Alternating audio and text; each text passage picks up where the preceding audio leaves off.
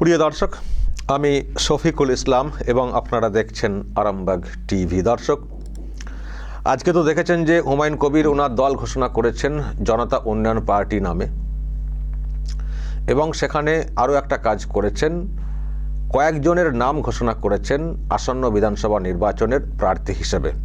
সেখানে নিজের নামটাও বলেছেন যে উনি দুটি কেন্দ্রে লড়বেন। কিন্তু দর্শক, এই ঘোষণা হওয়ার পরে, প্রোগ্রাম শেষ হওয়ার পরে একটা বিষয় নিয়ে দলের অন্দরেই একটা বিতর্ক তৈরি হয়েছে। সেটা হচ্ছে যে ঠিক আছে, অন্যদের নাম ঘোষণা করা হয়েছে, ঠিক আছে, ওই নামটা কেন হলো বা ওনাকে কেন প্রার্থী হিসেবে ঘোষণা করা হলো? একজনকে নিয়ে একটা সমস্যা তৈরি হয়েছে। আমি জানি না কি সেই নাম, মানে কাকে নিয়ে এত আপত্তি। তো এই আপত্তি উঠেছে দলের অন্দরে, এবং হুমায়ুন কবিরও নাকি বিষয়টা একটু রিসার্চ করেছেন যে ব্যাপারটা কি হলো। নাম যেগুলো সব এসছিল একটা ভাবনা থেকে উনি প্রার্থী হিসেবে ঘোষণা করেছেন বটে। ওনার একটা চমক দেওয়ারও ব্যাপার ছিল যে দল যেদিন ঘোষণা হবে সেদিনই প্রার্থী ঘোষণা করে দেবো কয়েকটা। সেটা করেছেন, কোনো গ্রাউন্ড থেকে করেছেন, নাম বাছাই করেছেন, কিন্তু তার মধ্যে ওই নামটা কি করে ঢুকে গেল তখন তাড়াহুড়ো বা আবেগবশত করে ফেলেছেন। কিন্তু যেটা খবর দর্শক, তিনিও ভাবছেন যে সত্যিতে এই নামটা কেন হয়ে গেল। ভাবার আরও একটা কারণ দলের লোকেরা যারা আছেন তারা ভাবাচ্ছেন, কারণ ওই প্রার্থীর নামে নানান সব খবর সামনে আসছে, এবং ওই প্রার্থীকে যিনি নিয়ে এসছেন যোগাযোগ করে, তার সম্পর্কে সব প্রশ্ন তৈরি হয়েছে, তার এই মুহূর্তে পলিটিক্যাল অবস্থান নিয়ে প্রশ্ন তৈরি হয়েছে, এবং যেটা মনে করা হচ্ছে যে টিএমসি এটা করিয়েছে, এবং এটাও বলা হচ্ছে টিএমসির এই রকমই আরও প্ল্যান আছে। যেহেতু হুমায়ুনকে বাগে আনা যাচ্ছে না, তো হুমায়ুনের দলে যত সংখ্যক তাদের লোকজনদেরকে প্রার্থী হিসাবে প্রজেক্ট করা যায়, এই রকম নাকি একটা পরিকল্পনা টিএমসি বা আইপ্যাক নাকি করেছে। সেই জন্যে নানানভাবে ষড়যন্ত্র করে, আর হুমায়ুন কবির বুঝতেই পারছেন খুব সাধারণ একজন মানুষ, ওনাকে যখন কোনো মানুষ কোনো ভাবনা থেকে বলেন, খুব সহজে হয়তো তাকে ভালো ভেবে নেন, মানে বলার চেষ্টা হয় যখন এসে যে আমি আছি আপনার পাশে ইত্যাদি ইত্যাদি, হয়তো সেইভাবে মানে ওই নামটাও চুজ করে ফেলেছেন বা তাড়াহুড়ো করে সিদ্ধান্ত নিয়ে ফেলেছেন। কিন্তু এখন যেভাবে দলের অন্দরেই একটা এটা নিয়ে অসন্তোষ তৈরি হয়, অসন্তোষ তৈরির পেছনে অনেক কারণ আছে, যে কি দেখে তার নামটা দেওয়া হলো। তো এটা যখন কি দেখে, তার মানে কে বললেন, তার কি ভাবনা, তার কি কানেকশন, এইসব খোঁজ খবর করতে করতে নাকি এটাই উঠে এসছে যে টিএমসির লোক নাকি এটা ঢুকিয়ে দিয়েছেন যে কোনোভাবে কনভিন্স করে।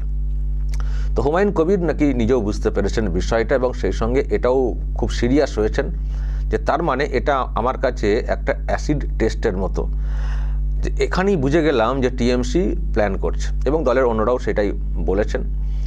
তো তার মানে আমাকে সতর্ক হয়ে চলতে হবে। তো যেটা খবর, ওই নামটা বাদ যাবে।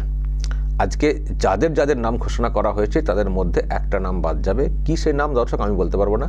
হুমায়ুন কবির নাকি সিদ্ধান্ত নিয়েছেন ওই নামটা বাদ যাবে, এবং শুধু বাদ যাওয়া না, এবার পুরো সতর্ক থাকবেন যাতে এই ধরনের ব্লান্ডার আর না হয়।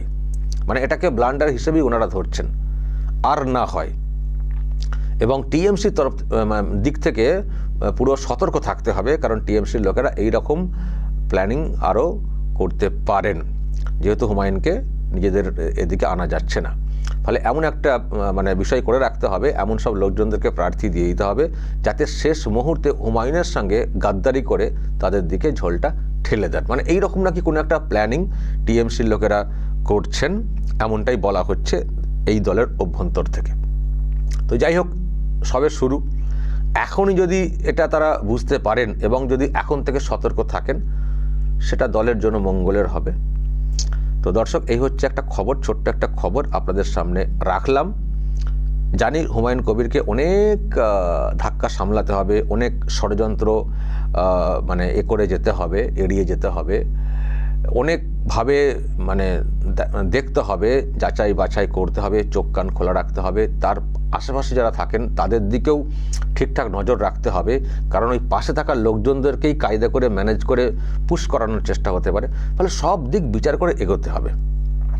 মানুষের প্রচুর আবেগ ধরা পড়ছে হুমায়ুনের প্রতি, আজকেও প্রচুর লোকজন হয়েছেন তো, এবং ভালো বক্তব্য রেখেছেন বলেই বলা হচ্ছে।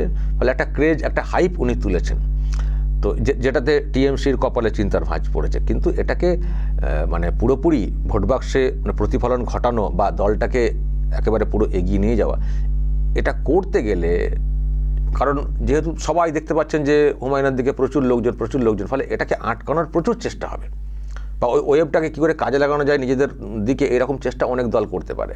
তো সেই জন্যে হয় না, গরিব মানুষের কোনো সমস্যা নেই, রাস্তাতেও ঘুমাতে পারেন, আর যাদের একটু পয়সা কড়ি হয়ে যায় তারা দেখবেন রাস্তাতে ঘুমাতে পারেন না, তাদেরকে সতর্ক থাকতে হয়, পাহারাদার রাখতে হয় না? তো হুমায়ুনের এখন সেই ব্যাপারটা। হুমায়ুন কিন্তু ওই অনেক দল নতুন হয়, নতুনভাবে এসেছে, দল হয়তো আছেও বাংলায়, আমরা জানিই না তারা কোথায় আছে না আছে, খোঁজই পাওয়া যায় না। কিন্তু হুমায়ুন কবির পলিটিক্যালি উনি কিন্তু বড়লোক হয়ে গেছেন।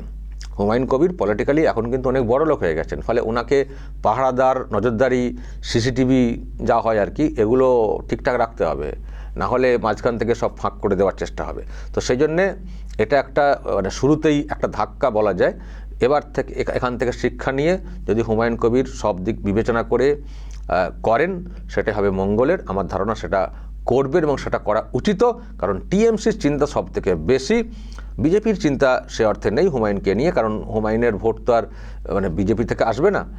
টিএমসির চিন্তা, টিএমসির থেকে ভোট হুমায়ুনের দিকে চলে যাবে, বরং বিজেপির সিট বাড়তে পারে, কিন্তু টিএমসির সিট অনেক কমবে। সেই জন্য চিন্তা টিএমসির বেশি, সেই জন্য সেটা ভেবে হুমায়ুনকে এগোতে হবে। হুমায়ুন যেভাবে এগোতে চাইছেন, ওনার কিন্তু একটা বড় সংখ্যায় আসন আসবে, সেটা উনি ভাবছেন, পলিটিক্যাল মহলের লোকেরাও সেটা মনে করেন, ওনাকে মনে করছেন। কিন্তু সতর্ক হয়ে হুমায়ুন কবিরকে চলতে হবে, এটুকু পরিষ্কার। দর্শক বলবেন যদি আপনাদের কোনো আন্দাজ থাকে বলতে পারেন। আর যেটা বলা হচ্ছে যে টিএমসি প্ল্যান করতে পারে ফাঁসানোর জন্যে নানানভাবে, তো আপনাদের কি মত অবশ্যই বলবেন দর্শক, যা বলার, এবং নজর রাখবেন আরামবাগ টিভিতে।